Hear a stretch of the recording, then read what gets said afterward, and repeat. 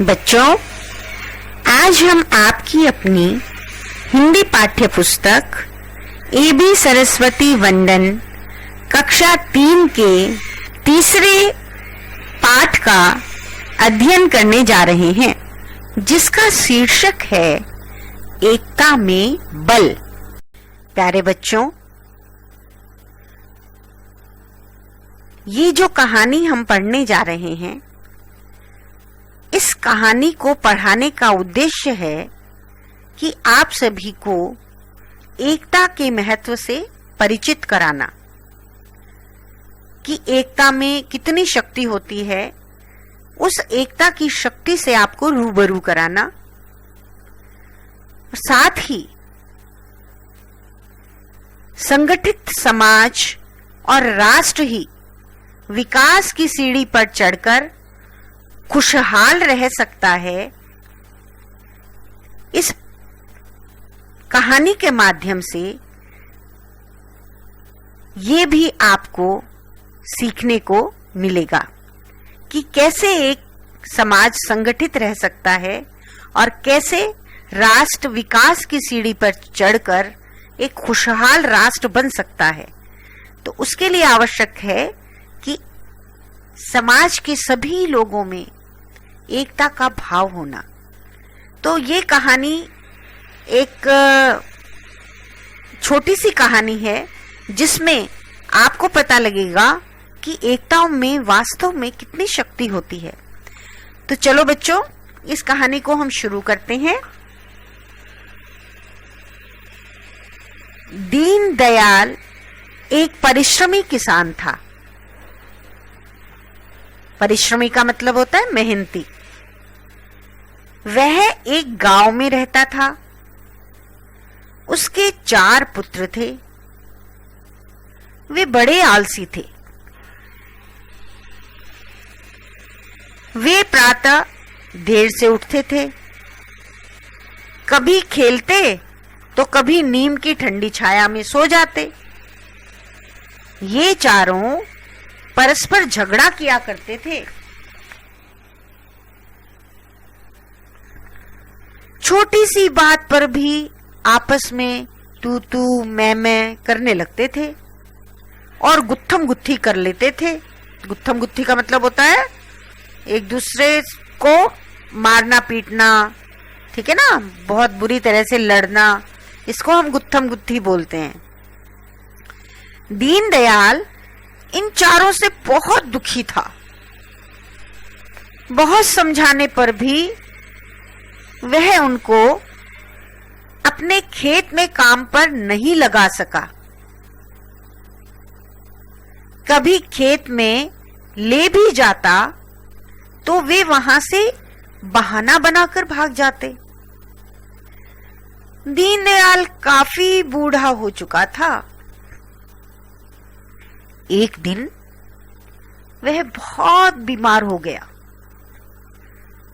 उसके बचने की अब कोई आशा नहीं थी।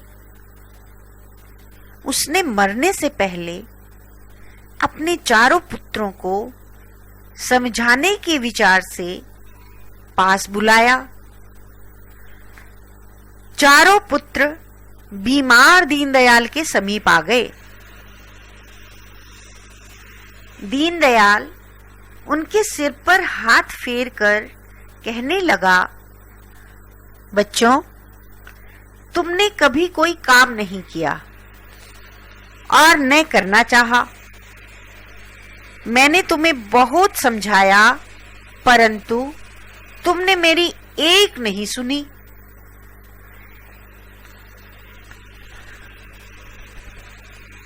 मैं चाहता हूं कि मेरे मरने के पश्चात तुम्हें कोई दुख न हो। अब मैं इस संसार से चला जाऊंगा। यदि तुम मेरा एक छोटा सा काम करोगे तो मैं इनाम में तुम्हें बहुत सा धन दूंगा। किसान ने पहले से पतली पतली सूखी लकड़ियों का एक छोटा सा गट्ठर बनाकर अपने पास रखवा लिया था। किसान ने अपने पुत्रों से कहा, तुम में से जो लकड़ियों के इस गट्ठर को तोड़ देगा उसे मैं अपना सारा धन दूंगा। चारों लड़के झगड़ने लगे कि गट्ठर को पहले वे तोड़ेंगे। उन्हें डर था कि यदि दूसरा भाई पहले तोड़ देगा तो सारा धन उसी को मिल जाएगा। दीनदयाल ने कहा, पहले छोटे भाई को गट्ठर तोड़ने के लिए दो। छोटे लड़के ने गट्ठर उठा लिया और जोर लगाने लगा। दांत दबाकर, आंखें मीचकर उसने बहुत जोर लगाया। सिर पर पसीना आ गया, किंतु गट्ठर की लकड़ियां नहीं टूटी। उसने गट्ठर अपने से बड़े भाई को दे दिया। उसने भी जोर लगाया, परंतु वो भी नहीं तोड़ सका। इस प्रकार सभी लड़कों ने बारी बारी से बहुत जोर लगाया, परंतु कोई इसे तोड़ने में सफल नहीं हुआ। दीनदयाल ने गट्ठर खोलकर एक एक लकड़ी सबको दे दी। इस बार सभी ने लकड़ियों को झटपट तोड़ दिया।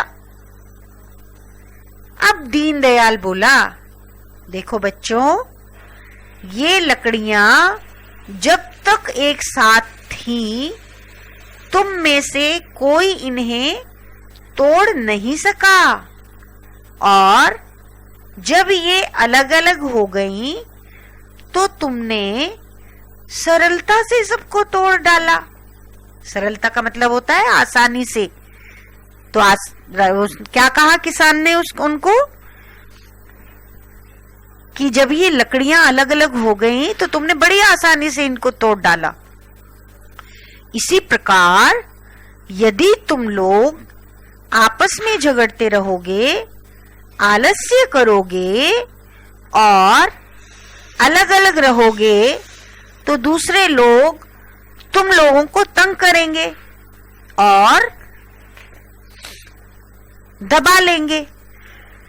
यदि तुम लोग परस्पर का मतलब होता है आपस में, यदि तुम लोग आपस में मिलकर परिश्रम से कार्य करोगे तो कोई शत्रुता करने का साहस ही नहीं करेगा। यानी कोई भी यदि सभी मिलकर आपस में एक साथ मिलकर मेहनत करेंगे तो कोई भी दुश्मनी करने का साहस नहीं कर सकेगा।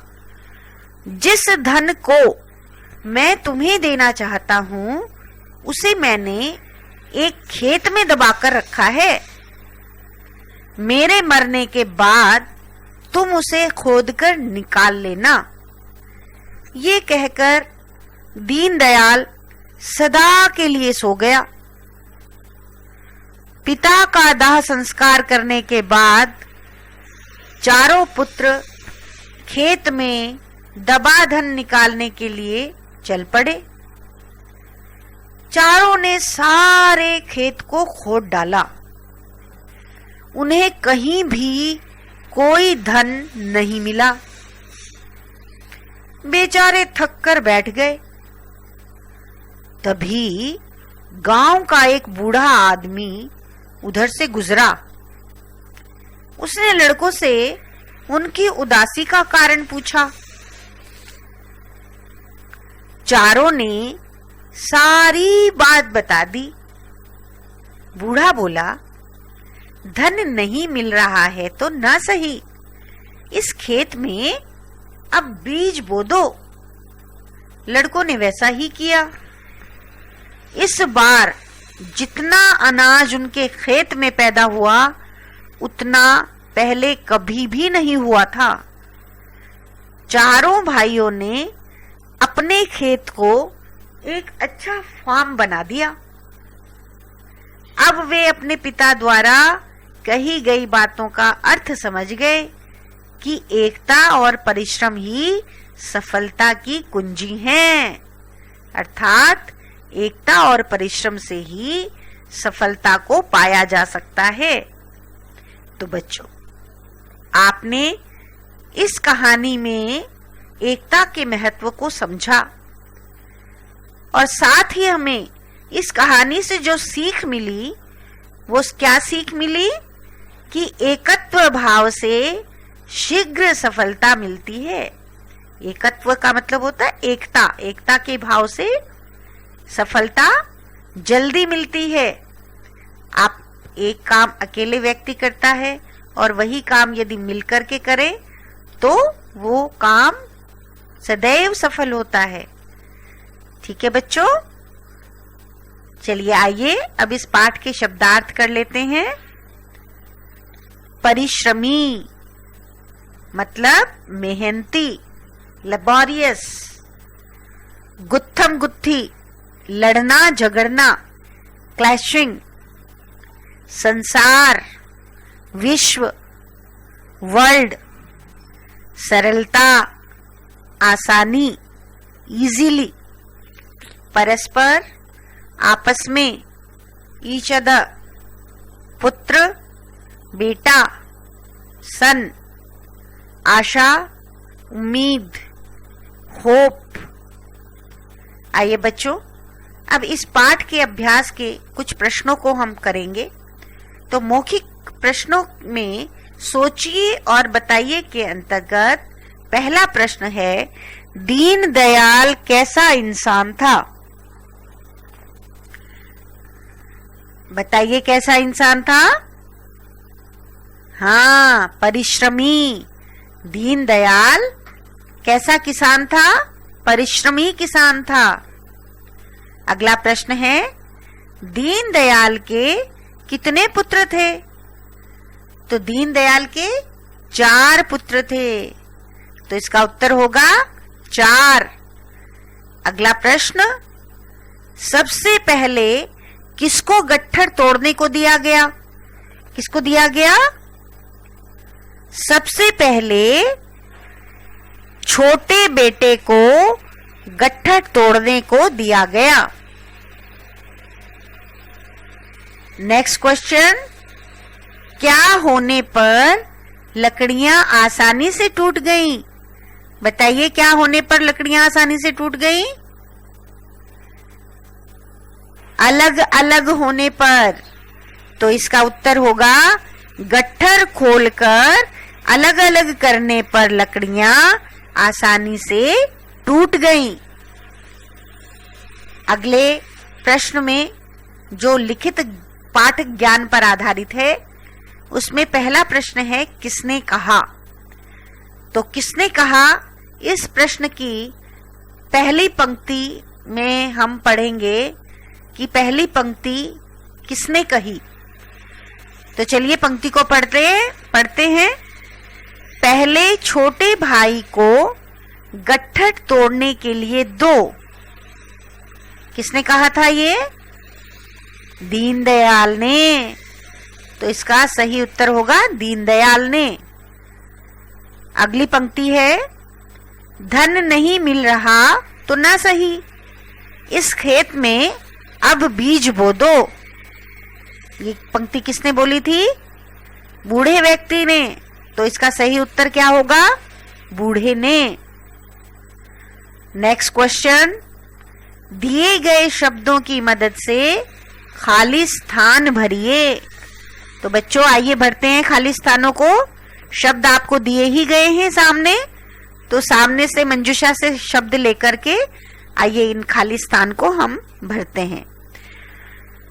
पहला खाली स्थान है, दीनदयाल काफी डैश था। क्या था दीनदयाल?